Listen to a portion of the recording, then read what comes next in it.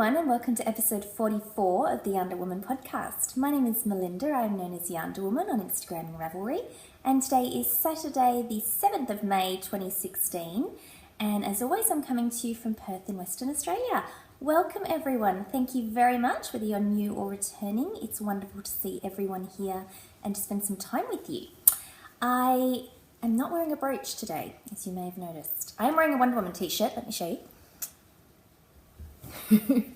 But I'm having a bit of a get things done day, so no brooch, keeping it casual. I'm hoping that my oven timer doesn't go off in the middle of recording, but tomorrow is Mother's Day here in Australia, and I believe also in America, or Northern America. I'm not sure if it's just the US or when Canada has Mother's Day. We're hosting a little gathering for my mum and my brother and his family here, and then we're catching up with Damien, my partner's mum, later in the afternoon. So I've got my bacon. I'm making some zucchini slice, which is essentially like a quiche but without a pastry base, and it's a good way to get lots of veggies in. There's no zucchini in it though. That's one little bit of unusual thing. I didn't have any zucchini, so I'm using carrot instead, but still calling it zucchini slice. But I'm making a couple of those for tomorrow, and I'm getting some sweeping and tidying done. Fun stuff. Aren't you excited to hear about it? But I am trying to get everything done so that tomorrow I can also have a nice Mother's Day, as well as trying to give one to my mum and my mother-in-law. Very quickly on that note, if Mother's Day is a sad or a difficult day for you, I really hope that things are not too hard for you and that the day just passes you by. For everyone who likes to celebrate or has reason to celebrate, I hope you have a wonderful day and get spoiled, can do some spoiling as you choose, and it's lovely for everyone. So I have two finished objects for you, so let's go straight into that.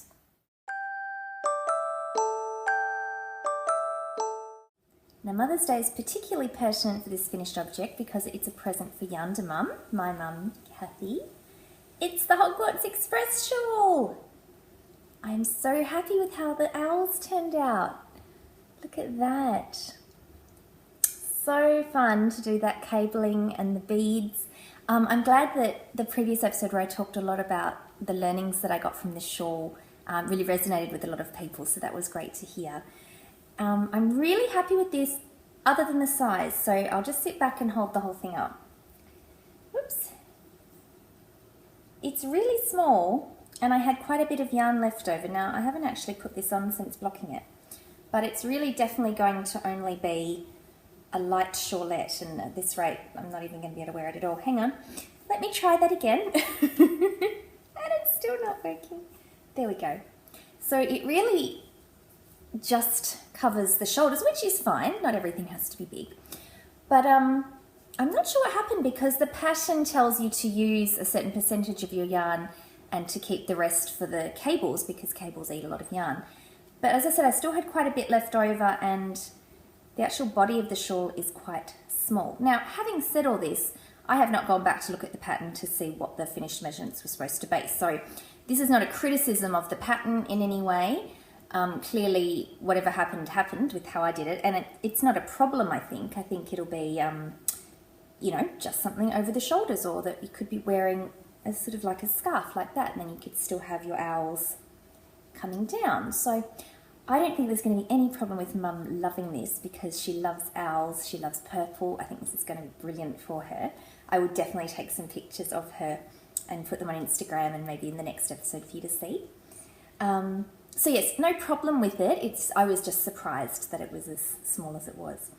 Last episode I was talking about being concerned about wet blocking it, but I didn't have any problems. I did the submerged block as I would normally. I used some soak, and then I was just pretty careful when I took it out. I mean, I'm always pretty careful when I take things out of the blocking water, but especially so when I just laid it out, and yeah, there was no problems. That's how they fell in the water and came out lovely. So this yarn is from Jinx Yarns, and the colourway is Lavender Tea, which is a perfect representation in name of what the colours are doing. And as I said, I do have quite a bit left over, so I might be able to use it for a little something, or I might use it in sock yarn swaps for people's blankets.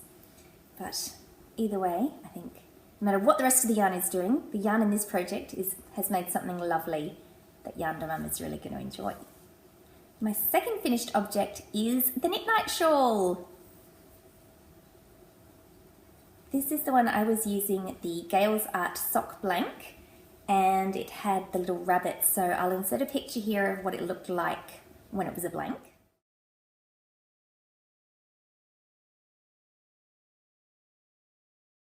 And here is where the rabbits are. So I think it worked out really nice in terms of the placement along here and then right above the top edge. So it's got that balance. And it came out really long. I actually haven't measured it since I blocked it, but it definitely grew, which is lovely. Now, you'll remember I was talking about, because it was the sock blank and the yarn's all wibbly like a 2-minute noodle, that I was expecting the blocking to do magical things. Now, it definitely does look different. Here is a photo of it pre-blocking.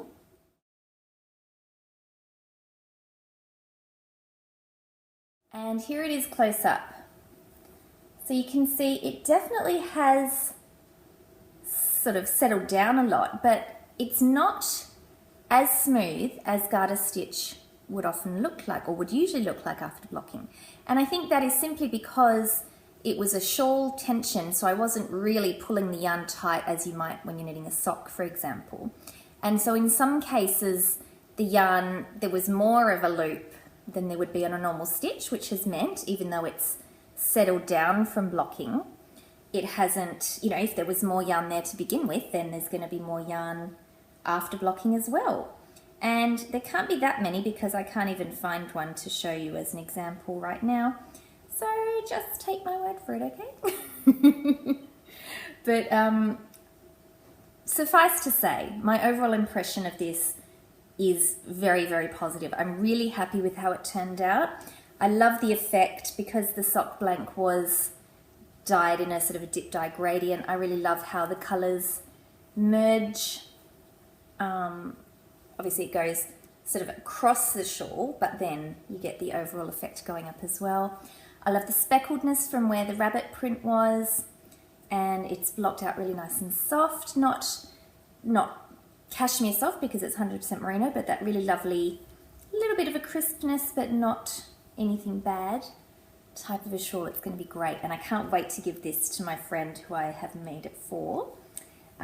These are definitely her colours. I saw her recently and she was wearing some of these colours and I thought, oh yes, that's going to go nicely.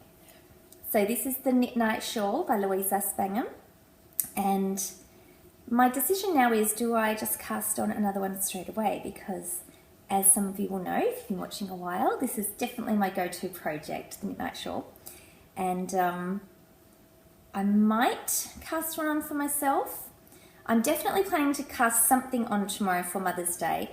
Hopefully you're all listening to the Prairie Girls Knit and Spin audio podcast. And for the last several years, they have had a Mother's Day cast on. And they very clearly specify it's not just for people who identify as mothers, it's for anyone who wants to treat themselves. And if you heard that buzzing buzz go in the background, that's the oven timer, so the first zucchini slice is ready. But yes, back to the Mother's Day cast on. It's just meant to be a cast on that's a project for you, something you enjoy. So I highly encourage everyone to do that if they haven't already planned to. So yes, will I, for my Mother's Day cast on, cast myself on a Knit Night shawl because it's that lovely, easy, comforting pattern that really sits well with me and brings me a lot of joy for just mindless knitting? Or will I go through my many, many patterns in my library, a lot of ones that have been given to me, as well as ones I've bought myself? Will I do that and do something a bit more complex? I'm still deciding, so you will find out next episode though what I choose. But for the moment, what I've been working on as an easy go-to project are some face washes. So I've got 2 done this week. That is the Nana's Favourite Washcloth pattern. As with everything, all the links will be in the show notes, specifically a link to my Ravelry project page for any of the patterns that I talk about. This is knit with, I think it's Knit Picks Dishy cotton, so specifically to make face washes. Simple garter stitch, got 2, And this is really the only active work in progress I've been working on other than the 2 shawls to get them finished. I've just started another third one. I'm actually halfway through the row. So I think I'm nearly at the part where I'm ready to decrease. It's a free pattern. It's very simple. You just make a yarn over increase at the beginning of each row till you get up to the width that you want. Then you start making a decrease, as well as continuing to do yarn over, so you actually do 2 decreases per row to get your square diamond as you're knitting it. I'll be donating these to the charity collection that the Pink Hair Girl Knits podcast runs sort of ongoing for the Children's Burns Hospital in South Africa. These are made into toiletry packs for the usually mothers, the caregivers that stay with the children while they're in hospital. I've been really finding this an easy commute project. I've been taking this and I have it just in my bag. I'm using this Tangerine Designs bag at the moment, the lovely deer, and it's nice. Got the spots inside. I do like my polka dots. And I just take some little scissors with me, which means as soon as I finish one, I can snip and just start another one straight away. So I've been finding that a very good commute project and a very nice and easy one. I would eventually like to knit myself some face washes to keep, but I feel a bit, guilty is not the word, but I feel it's a much worthier cause to send them on to a charity rather than keep them myself. So one day I'll keep one for me, but for the moment these are going.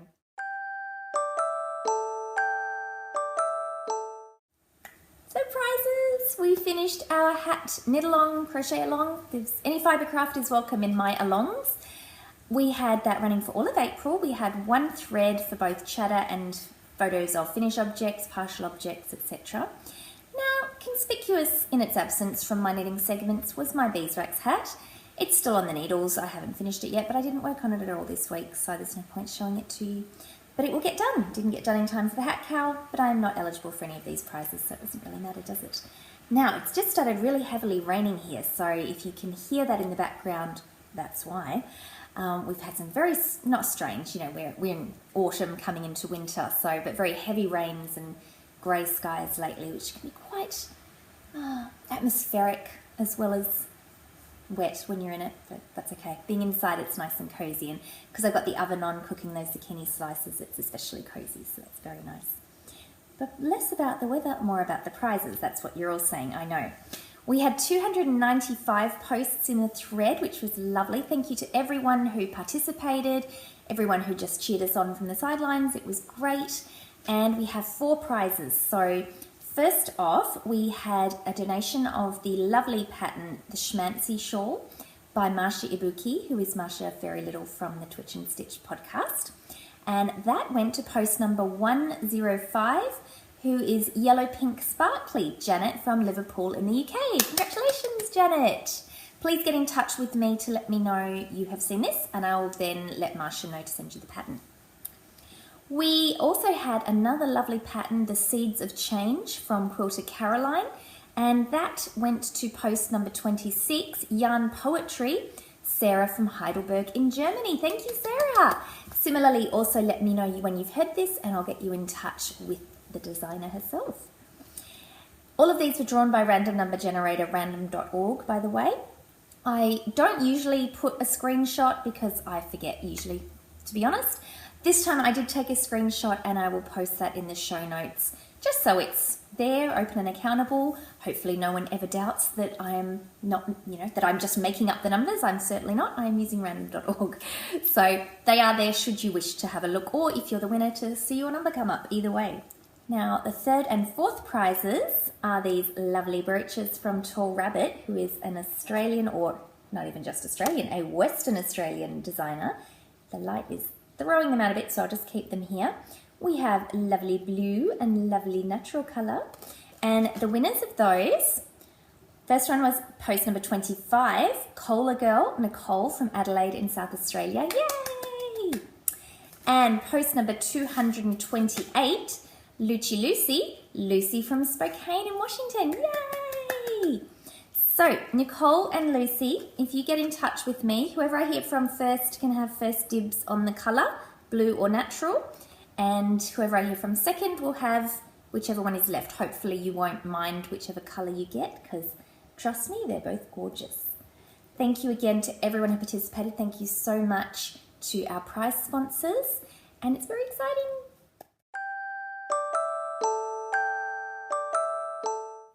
There'll be more prizes coming up because we have the Opposites Knit Along or Craft Along running currently. That's in conjunction with Sally Jane and Rachel from the Pink Hair Girl podcast. For May and June, anything you knit that is opposite in some way can be entered in. We both have a chatter thread and a finished object thread, and as long as you follow the rules in whichever thread you're posting, we both don't mind if you post in the other person's thread. That is a very complicated way of saying it. In any case, post in both. We highly encourage it. Give yourself double chances to win. Come and chat. Let us know what you're doing. There are many, many things you could describe as being opposite. There's some examples in both of our threads, so have a look. As long as you can explain away a reason why you think it fits in the opposite category, I'm very open to hearing it. So come and join us. Something that I'm planning to do is knit some socks with opposite coordinating yarns. So there's, I bought them as a pair. I believe it's Barking Dog brand, and I know I was talking about this with someone in the thread and I have just gone completely blank. So you know who you are. They are using, I think it's, I think theirs is a Heathcliff colourway. I can't even remember which ones I've got because I based mine on what colours I liked. But the one I'm thinking of, one is mostly orange with a little bit of purple, and the other one is mostly purple with a little bit of orange. So I'm thinking of doing some socks in that yarn. But I'm still thinking, as I said earlier, I don't even know what I want to cast on for Mother's Day. I also need to cast on some socks for my partner Damien. It's his birthday in less than a month now. And a few episodes ago, I showed you some worsted weight socks I was knitting. They were supposed to be for Damien, and I mistakenly cast on 2 fewer stitches than I thought I was doing. So those socks are now for me, but I haven't even finished that first one, and I need the needles because they're the only ones I have in that size. And oh, what a drama. It is, it really is. But I'll try and get through, and I'll show you next week what I decide to knit. Now, some other knit-alongs I'd love to talk about. There's one for the Fireplace Embers shawl that was designed by Deb's Destiny, and that is in the Never Cast Off podcast group, which is the group run by Deb herself. Now, she very kindly gave me a copy of this shawl pattern, as well as donating one to the podcast, so that's going to be one of our prizes coming up in a future giveaway. But in the interim, if you can't wait and if you'd like to join the knit along, you can go and purchase the pattern and get 30% off using the code YARNDER30. And it's actually not even just for the Fireplace Embers shawl. You can choose one or all of Deb's designs and get 30% off using that code until the end of June. So thank you so much again, Deb, for your support of the podcast, and go and get yourself another lovely shawl pattern. And there's the timer for my second zucchini slice. So that code will be listed in the show notes, as well as a link to the discount thread that I have going, where we list all of the lovely generous offers that we get from people for YarnderWoman viewers. So do go and check that out if you'd like to get yourself a pattern for 30% off.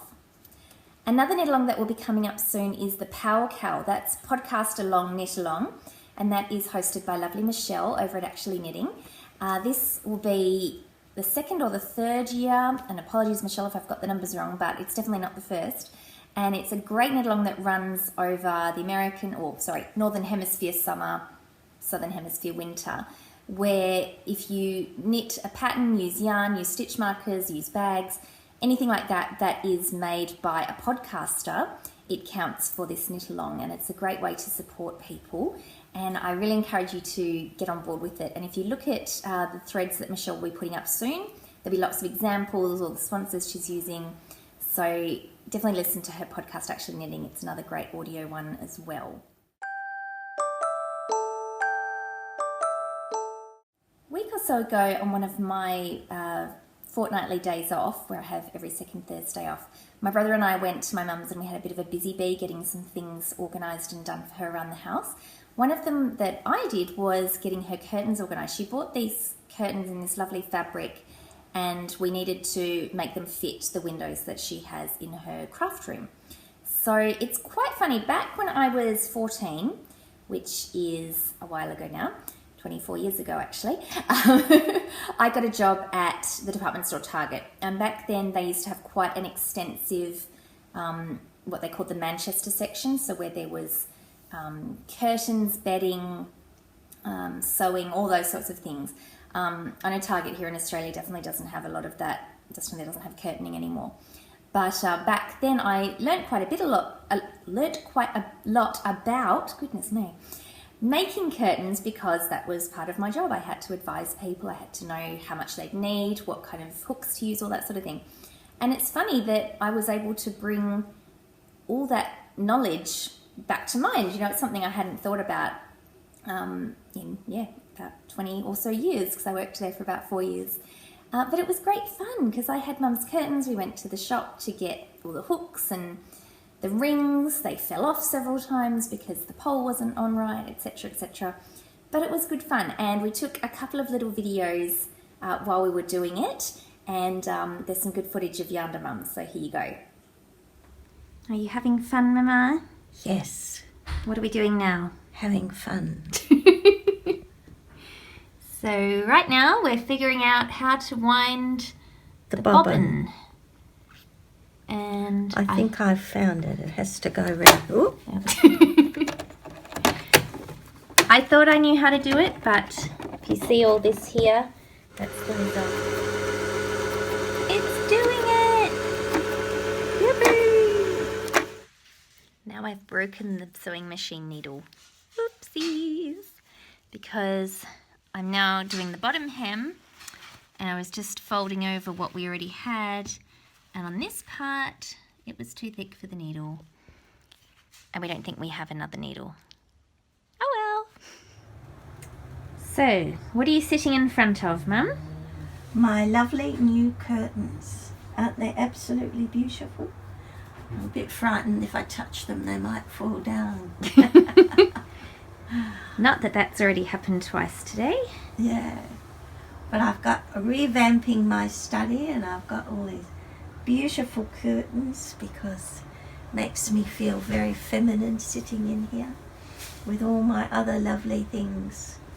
So I'm a hoarder, so I've got a lot of things in here in a small space. But that's all right, because it's a special place. So, oops, read the needle, but never mind, these things happen. I still haven't been able to get a replacement yet, so this coming Thursday will be 2 weeks since then, so we'll probably go and get that sorted. Because at the moment, the smaller window just has a really big piece of curtain over it, just so it's up and out of the way. So we'll get that finished. And as you could see, she was very excited by it, and I think it's lovely. I love the fabric she chose. It sort of looks like watercolours amongst the flowers. That's very nice indeed. As well as my usual knitting podcast that I've been watching and listening to, I have fully caught up now on the Slow Home podcast that I've mentioned before. That's run by a couple, Brooke and Ben, who are on the other side of Australia. It's kind of annoying when you catch up on a podcast because now I have to wait for it every week to come out, but I'll make do. Each month this year, Brooke and Ben are doing a Slow Home experiment where they just try something for the month. And they look at it as an experiment, not as an end goal, so you can't pass or fail, it just is. And this month they're doing daily meditation, and I've been not joining in with them as such, but trying to do that on a daily basis. I would like to do some more meditations because I do find it really does help settle my mind. And when I say settle my mind, I don't mean I go into an absolute Zen state where I have no thoughts come while I'm meditating, because what I've been learning is that is pretty near impossible. And it's the way I'm finding it is acknowledge that you're having a thought that's not a focus on your breath or whatever it is, and just try and let it go, let it be, bring yourself back. If anyone else is interested in any meditation, I'm using the app called Insight Timer, and that's got a lot of guided meditations as well as some ambient noises you can put on, just to have some more just mind focusing meditations, and I've really been enjoying it. So if you're interested in trying meditation, that app is working well for me. And if you're just interested in sort of slower living, I would definitely recommend the Slow Home podcast. I've also found another one that Brooke is doing with a friend called Kelly that's called the Let It Be podcast, and that's where they're looking and talking about more sort of overall themes of how we are. So a theme of balance, or what was another one they did? your inner mean girl, so how we can say the most horrible things to ourselves that we would never even think to say to anyone else. Privilege, expectation, rejection, things like that. They're often just one-word topics that they then delve into and explore, and I'm finding that really fascinating. I really like the idea of inner reflection and the psychological element of that, so I'm really been enjoying it. The byline of that Let It Be podcast is less doing, more being. So how to be human beings, not human doers, which I think is a very nice way to try and think of life. And one of the things they talk about, I'm going on a bit of a tangent here, but it's my podcast, is the concept of work-life balance, or, you know, whatever balance you want to talk about, and how hard it is to have full balance. And something Brooke talks about in both her podcasts is thinking of it as more of a tilt. So you have to lean into what you're doing at the time to then come back, and you have a solid core so that when you're leaning to the different things you need to do, you can still come back to you. Whereas, work-life balance is a hard concept, and it's hard to do everything. So I like that idea of tilting as well. So if you're interested in hearing more about that, again, highly recommend both those podcasts. Some other ones I've been listening to, there's Happier with Gretchen Rubin. I've mentioned Gretchen before. She wrote the books The Happiness Project and Better Than Before about habits. She and her sister do a podcast about happiness and ways of building habits. So essentially drawing on things she's written in her book, and some of her examples do come from her book, but it is a conversation between siblings, and I'm finding that really interesting and a really good way of bringing perspective to the things that we do. And that comes also to another podcast that's called Budget and Sense. And I heard about this one because one of the women, who I believe her name is Caitlin, it's terrible, I've forgotten both their names, but she is known as Blonde on a Budget, and she was a guest on the Slow Home podcast, which is how I found her. So there's a lot of intersections between what I've been listening to lately, and as you can tell, I've been having a lot of introspection and thinking about why we do things, ways of thinking, and it's been lovely to sort of immerse myself in all of that, because you can have all the different threads of things with all these different podcasts. And another one on that kind of topic is Stuff Mum Never Told You, and that looks at topics and issues with a very feminist tilt, and I find that really fascinating as well. I'm listening to a lot of the back catalogue with those, so definitely a lot, not knitting, but a lot of really interesting things. If any of it sounds like you'd be wanting to hear more, I'll definitely put links in the show notes for you.